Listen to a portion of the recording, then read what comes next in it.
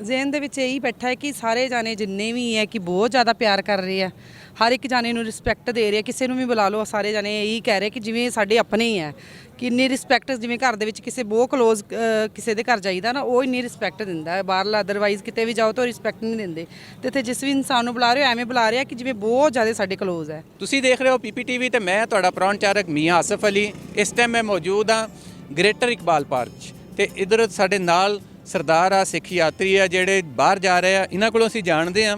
ਅੱਛਾ, ਤੁਸੀਂ ਕਿੱਧਰ ਜਾ ਰਹੇ ਹੋ ਪਹਿਲੇ ਤੇ ਇਹ ਦੱਸੋ। ਅਸੀਂ ਬਾਹਰ ਮਾਰਕੀਟ ਦੇਖਣ ਜਾ ਰਹੇ ਸੀਗੇ, ਜਿਹੜੇ ਸਾਨੂੰ ਰਿਲੇਟਿਵ ਸਾਡੇ ਇੱਧਰ ਰਹਿੰਦੇ ਉਹਨਾਂ ਨੇ ਦੱਸਿਆ ਸੀਗਾ ਕਿ ਇੱਧਰ ਘੁੰਮਣ ਵਾਲੀਆਂ ਜਿਹੜੀਆਂ ਜਗ੍ਹਾ ਹੈ। ਨਾਂ ਕੀ ਤੁਹਾਡਾ? ਮੇਰਾ ਜਸਵੀਰ ਕੌਰ, ਕਿੱਥੋਂ ਆਏ ਹੋ? ਤਰਨਤਾਰਨ ਸਾਹਿਬ ਤੋਂ ਆਏ ਹਾਂ। ਤਰਨਤਾਰਨ ਤੋਂ। ਤੇ ਇੱਥੇ ਕਿਹੜੇ ਰਿਲੇਟਿਵ ਰਹਿੰਦੇ ਤੁਹਾਡੇ? ਵੈਸੇ ਹੀ ਫੇਸਬੁੱਕ ਤੇ ਕਾਫੀ ਬਣੇ ਹੋਏ ਰਿਸ਼ਤੇਦਾਰ, ਹਾਂਜੀ, ਭੈਣ ਭਰਾਵਾਂ ਵਾਂਗੂ ਬਹੁਤ ਪਿਆਰ ਕਰਦੇ ਆ। ਤੇ ਉਹਨਾਂ ਨੇ ਦੱਸਿਆ ਸੀਗਾ ਪੁਰਾਣੀ ਨਾਰਕਲੀ ਨਵੀਂ ਨਾਰਕਲੀ, ਉਹਨਾਂ ਦੇ ਉਹੀ ਦੇਖਣ ਜਾ ਰਹੇ ਸੀਗੇ, ਬ੍ਰੇਕਫਾਸਟ ਕਰਨ ਜਾ ਰਹੇ ਸੀ ਬਾਹਰ। ਤੇ ਬ੍ਰੇਕਫਾਸਟ ਕੀ ਕਰਨਾ ਜਾ ਕੇ? ਹੁਣ ਦੇਖਦੇ ਇੱਧਰ ਕਿਹੜੀ ਚੀਜ਼ ਸਪੈਸ਼ਲ ਹੈ। ਅਜੇ ਯਾਰ ਇੱਕ ਗੱਲ ਬਾਕੀ ਤੇ ਕਰਦੇ ਹਾਂ ਗੱਲ ਇਹਨਾਂ ਨਾਲ। ਮੈਨੂੰ ਜਿਹੜੀ ਗੱਲ ਸੋਹਣੀ ਲੱਗੀ, ਉਹਨਾਂ ਨੇ ਕਿਹਾ ਜੀ ਰਿਸ਼ਤੇਦਾਰ ਰਿਲੇਟਿਵ। ਮੈਂ ਕਿਹਾ ਅੱਛਾ ਕੋਈ ਨਾ ਰਿਸ਼ਤੇਦਾਰ ਹੋਣੇ ਸਕੇ। ਉਹ ਕਹਿੰਦੇ ਜੀ ਫੇਸਬੁੱਕ ਤੇ ਬਣੇ ਹੋਏ ਦੂਸਰੇ, ਯਾਨੀ ਅੱਜ ਕੱਲ੍ਹ ਸੋਸ਼ਲ ਮੀਡੀਆ ਨੇ ਇੰਨਾ ਨੇੜੇ ਲੈ ਆਂਦਾ ਲੋਕਾਂ ਨੂੰ, ਔਰ ਖਾਸ ਕਰ ਪਾਕਿਸਤਾਨੀ ਤੇ ਜਿਹੜੇ ਇੰਡੀਅਨ ਪੰਜਾਬ ਦੇ ਲੋਕ ਆ, ਉਹਨਾਂ 'ਚ ਵਾਕਈ ਜਿਹੜੇ ਤਾਲੁਕਾਤ ਉਹ ਰਿਸ਼ਤੇਦਾਰੀਆਂ ਤਰ੍ਹਾਂ ਹੀ ਆ। ਅੱਛਾ, ਤੁਸੀਂ ਹੁਣ ਕੀ ਦੇਖਿਆ ਵਾ ਹਾਲੇ?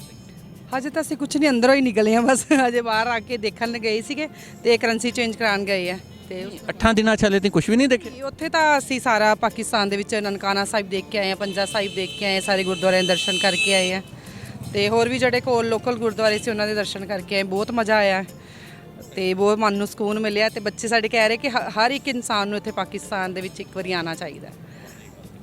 ਹਾਂਜੀ, ਡਾਇਰੈਕਟ ਪੁੱਛਦੇ। ਹਾਂਜੀ ਦੱਸੋ ਜੀ। ਬਹੁਤ ਅੱਛਾ ਹੈਗਾ ਹੈ ਪਾਕਿਸਤਾਨ, ਜਿਵੇਂ ਕਿ ਸਾਨੂੰ ਲੱਗਾ ਹੈ ਕਿ ਜਿਵੇਂ ਬਹੁਤ ਮਨ ਖੁਸ਼ ਹੋ ਗਿਆ ਇੱਥੇ ਆ ਕੇ ਸਾਡਾ। ਬਾਕੀ ਮਨ ਖੁਸ਼ ਹੋ ਗਿਆ, ਕੁੜੀ ਦਾ ਹੱਸਦੀ ਵੀ ਉਹਦੇ ਚਿਹਰੇ ਤੋਂ ਲੱਗ ਰਿਹਾ।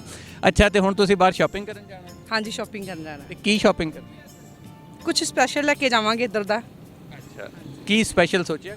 ਨਹੀਂ ਸੋਚਿਆ ਕੁਝ ਨਹੀਂ ਹੈ, ਜੋ ਵੀ ਵਧੀਆ ਲੱਗੇਗਾ ਉਹ ਲੈ ਜਾਵਾਂਗੇ। ਤੇ ਕਿਹਦੇ ਲਈ ਲੈ ਕੇ ਜਾਣਾ? ਆਪਣੇ ਵਾਸਤੇ ਹੀ। ਹਾਂਜੀ। ਤੇ ਬਾਕੀ ਤੁਹਾਡੇ ਜਿਹੜੇ ਹਸਬੈਂਡ ਉਹ ਕਿੱਧਰ ਗਏ? ਉਹ ਕਰੰਸੀ ਚੇਂਜ ਕਰਾਉਣ ਵਾਸਤੇ ਗਏ ਆ।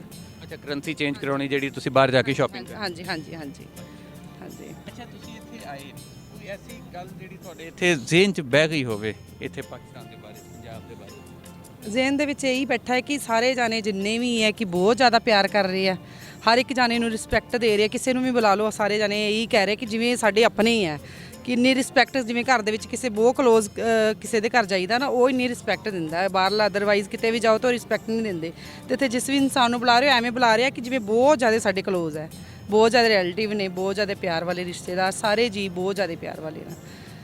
ਜਿਵੇਂ ਬੜੀ ਵੱਡੀ ਇਹਨਾਂ ਨੇ ਗੱਲ ਕੀਤੀ ਕਿ ਇਹ ਗੱਲ ਕਹਿੰਦੇ ਸਾਨੂੰ ਯਾਦ ਰਹੇਗੀ, ਸਾਡੇ ਜ਼ਿਹਨ 'ਚ ਬਹਿ ਗਈ ਹੈ ਕਿ ਜਿਹਨੂੰ ਵੀ ਮਿਲਦੇ ਹੋ ਸਾਡੇ ਰਿਸ਼ਤੇਦਾਰਾਂ ਤਰ੍ਹਾਂ ਹੀ ਮਿਲਦਾ। ਔਰ ਇਹ ਗੱਲ ਹੈ ਵੀ ਹਕੀਕਤ ਕਿ ਖਾਸ ਕਰ ਜਿਹੜੇ ਸਿੱਖ ਇੱਥੇ ਆਉਂਦੇ ਆ ਪੂਰੀ ਦੁਨੀਆ 'ਚੋਂ ਜਿੱਥੇ ਵੀ ਆ ਜਾਣ, ਪੰਜਾਬ ਦੇ ਵਿੱਚ ਆ ਕੇ ਉਹਨਾਂ ਨੂੰ ਕੋਈ ਓਪਰਾਪਨ ਨਹੀਂ ਲੱਗਦਾ, ਉਹਨਾਂ ਨੂੰ ਇਹੀ ਲੱਗਦਾ ਕਿ ਅਸੀਂ ਆਪਣਿਆਂ 'ਚ ਆ ਗਏ, ਕਿਤੇ ਉਬੜਾਂ 'ਚ ਨਹੀਂ ਗਏ। ਕਿ ਹੁਣ ਤੁਸੀਂ ਆਏ ਇੱਥੇ ਦੇਖ ਰਹੇ ਹੋ ਸਾਰਾ ਕੁਝ ਲੈ ਕੇ ਜਾਣਾ ਵਾ, ਤੇ ਉਧਰੋਂ ਜਦੋਂ ਆਏ ਸੀ ਤੇ ਕੀ ਸੋਚ ਕੇ ਆਏ ਸੀ ਤੇ ਇੱਥੋਂ ਜਾਣ ਲੱਗੇ?